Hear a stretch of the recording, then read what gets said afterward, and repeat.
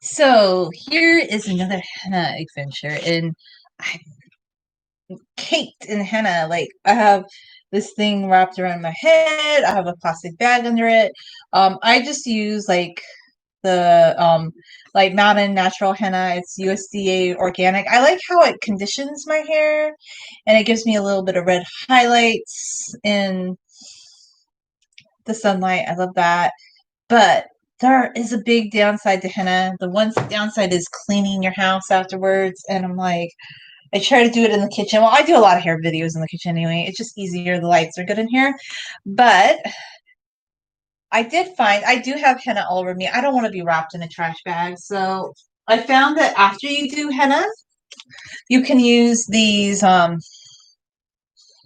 pads for wiping down the house. Also, since I tend to clean the kitchen with a lot of like washcloths that we're washing, that's great because like it drips all over you, and then it's just kind of fun because like it is a little messy. If you like to play in mud, henna would be your great dealer. I'm just telling you. So as it drips down, you can kind of wipe it off yourself with this. And I'm not worried actually about henna getting on my skin. Reason being is because I have an olive skin tone.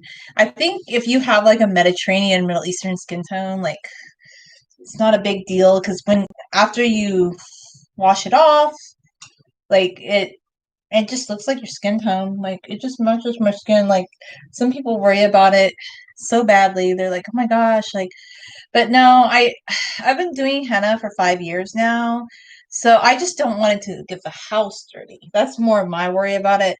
Like if it's on my skin a little bit. But you wear a shirt when you do henna.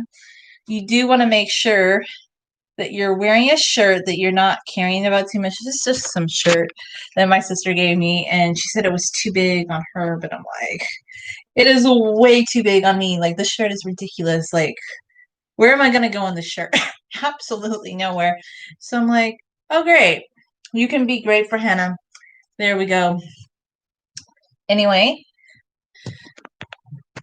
so yeah, I wrapped my head up, and when you can clean like with alcohol, soap. I just find alcohol is really good for getting the stains off the wall.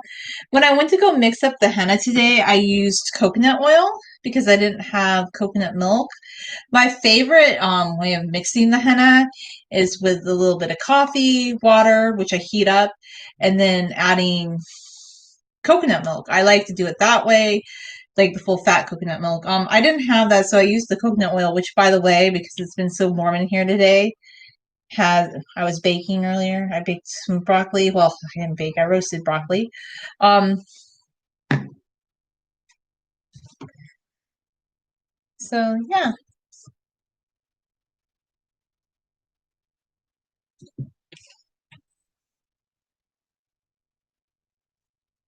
that's henna adventure. You just have henna all over your head, and you have to rinse it off later, and it's kind of fun. So yeah, when you do a henna treatment, you mix it up. You put it on your head. You keep it on your head for maybe. Ideally, they say you could go up to 8 hours. I've done that before. I would not have it on your head up to 8 hours. That's just not recommended. I think henna is really good for people with dark hair colors, coarse hair.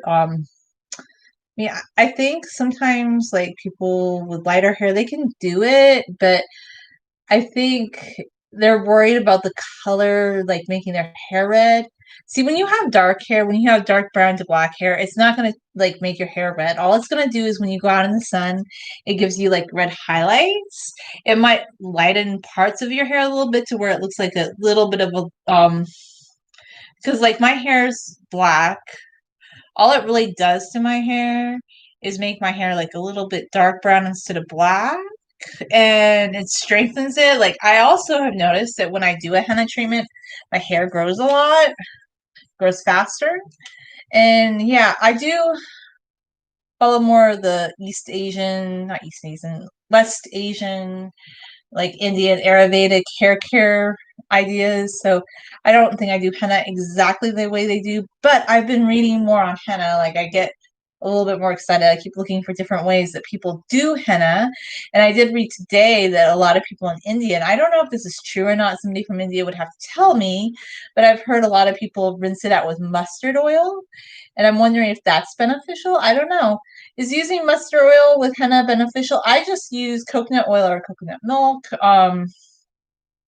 Some people use full fat milk.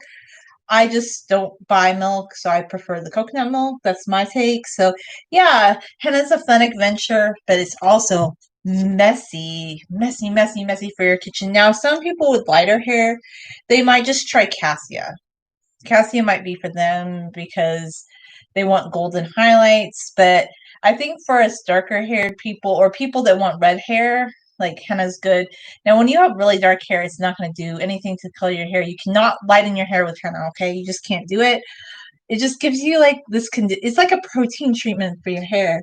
That's why I love it. I love to do henna because it's like a protein treatment for your hair. And also, I'm just kind of going like on a new experimental journey with my hair, in that I have done co-washing before where I just wash my hair with conditioner, and I got back into that about a month and a half ago because I just felt like shampoo was making my hair like kind of curl up on the ends, and I feel like shampoo's way too drying. It's interesting though because a lot of people say henna's drying, but I would rather do henna, which to me henna with coconut oil is far less drying than just like always shampooing your hair all the time. But that's just kind of my thoughts on it. And I really just love the way henna feels my scalp. It just feels so good, like especially when you rinse it out. So yeah, you're a flippin' mess when you do henna. Like it's like being in the mud. It really is. You feel like, I went rolling through the mud today. So I don't know. If you don't want messes in your house, you might be kind of freaked out with henna. But I think people that don't want the color but want the benefits, they could try like a cassia treatment. And I saw a video, I guess, where Holistic Habits did cassia instead of henna. So you could try that. And I just love henna. Like I've been a big user of the henna since 2015.